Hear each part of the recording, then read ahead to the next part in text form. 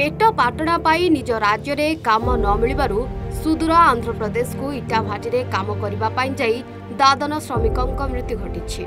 एमिति एक अभावनीय घटना देखा मिली रायगड़ा जिला काशीपुर ब्लॉक शंकरडा पंचायत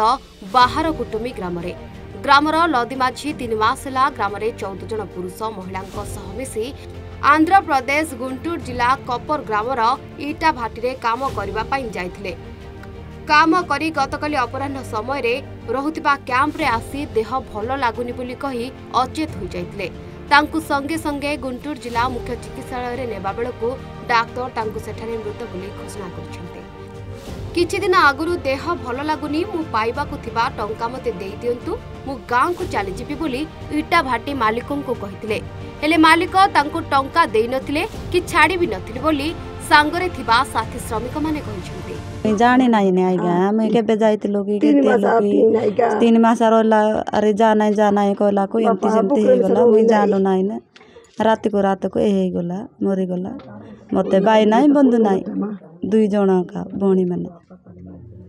हमर मां बाबा को देखबी बोले आइबा को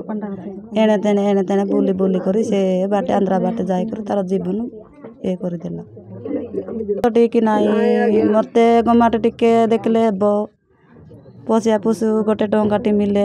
खाइबी बोली से ए बाटे बुलबा लोक को आरी किस करबी ता अरे फोन आए 2टा जियो विवाह कर देलु अरे कोटकानी की पर कहियो बोली करी जाइतिला अरे दी दे सके केमते हे करी मोला की केमते हेला की हमें जानी नहीं आ गया घर नहीं डोरी नहीं जमीन नहीं बाड़ा नहीं बुढ़ा बुढ़ी लोग हमें खोजी करी खाइतिले 2टा जियो माने के विवाह कलु आरी जाना बोला कमी सब बाहर गला अरे जमीन नहीं बड़ा नहीं घर नहीं डोरी नहीं हम आ गया अरे बुढ़ा बुढ़ी लोग कोते कर जा खाइलु से बाट कानी मिलू बोली करी उपाय कर पलाइला जा नहीं बोला कमी सब